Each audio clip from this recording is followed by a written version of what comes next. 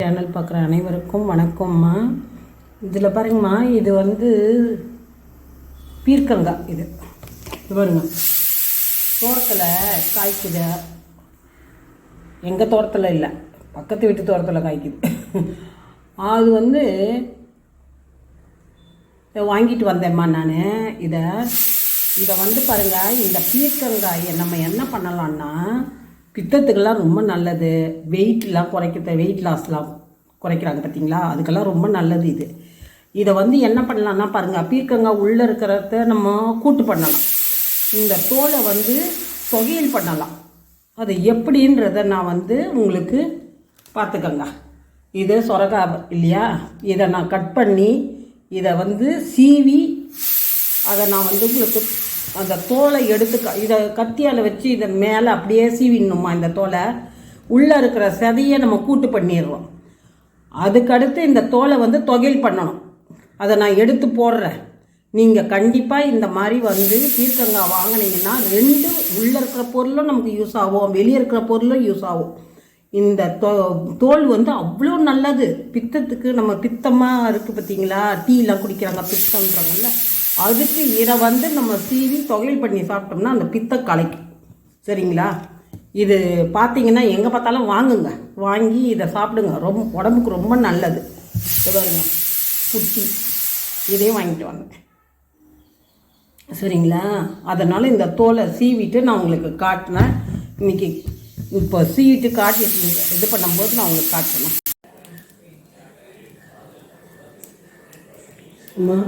நான் இப்போ அந்த தோலும் காட்டியிருக்கேன், கூட்டு பண்ண போகிறேன். இதை எப்படி பண்ணுறேன்னு மட்டும் பாருங்கள்.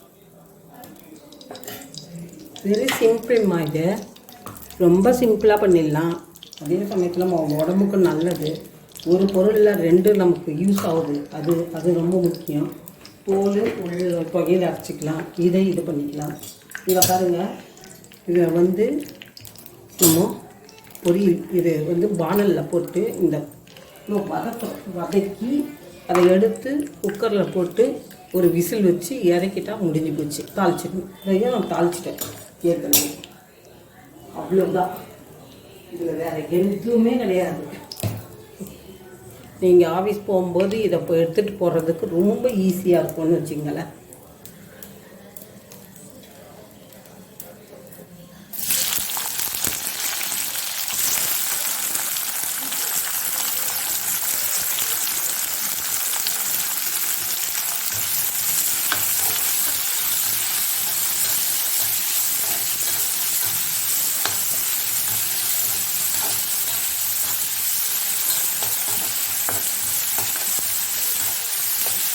நம்ம குக்கரில் வைக்கிறதுனால பானல்லையே வதங்கணும்ன்றது வந்து ஒரு இது எதுவும் கிடையாது.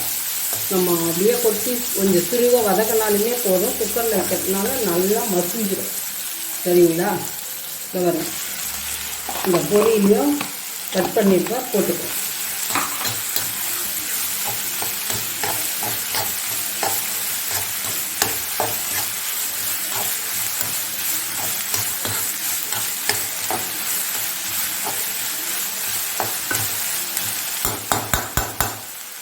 தண்ணியில் இப்போ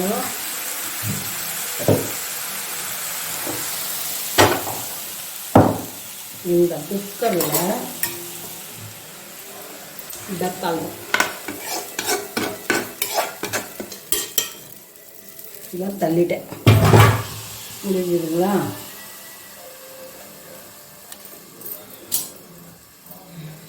இதை பாருங்கள், சால்ட்டு போட்டாச்சு.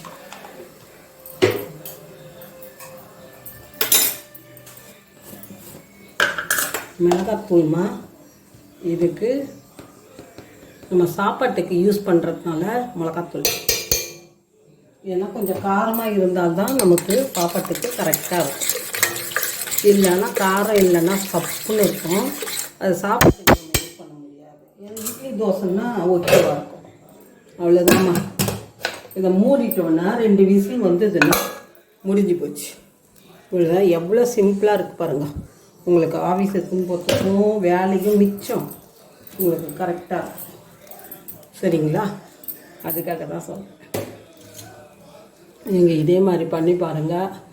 உங்களுக்கு 2 விசில் வந்த உடனே நிறுத்திட்டு குக்கரில் வச்சு அதை நல்லா கொதிக்க விட்டாச்சு. எல்லாம் மசிச்சு எடுத்து போட்டிருக்கேன். இப்போ பாருங்கள், மசிஞ்சிட்டு கொஞ்சம் கொதிக்க வச்சு நல்லா கொஞ்சம் திக்கானோன்னு நம்ம எடுக்கலாம். மசிச்சு எப்படி இருக்கு. நீங்கள் வெளியே போயிட்டு வந்தால் கூட இதை வாங்கிட்டு வந்தீங்கன்னா அது ஈஸியாக சீக்கிரமாக பண்ணிடலாம். சாப்பிட்டு பாருங்க, சாப்பிட்டு பார்த்து சொல்லுங்கள்.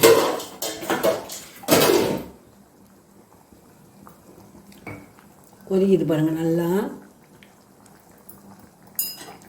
நல்லா கொஞ்சம் திக்காச்சுன்னா நல்லாயிருக்கும். அதனால தான் நான் குக்கரில் எத்தனை விசில் வச்சாலும் திக்காக ஆகாது.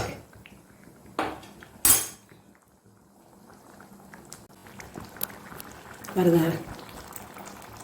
திக்காகிடுதா. இப்போ நமக்கு சாப்பாட்டு கொடுத்து சாப்பிட்டாலும் நல்லாயிருக்கும், திட்டமாக இருக்கும். சரிங்களா? அதுக்காக தான் இது. உங்களுக்கு பிடிச்சிருந்தால் லைக் பண்ணுங்கள், ஷேர் பண்ணுங்கள், சப்ஸ்கிரைப் பண்ணுங்கள். தேங்க்யூம்மா. லைக் பண்ணுங்கம்மா.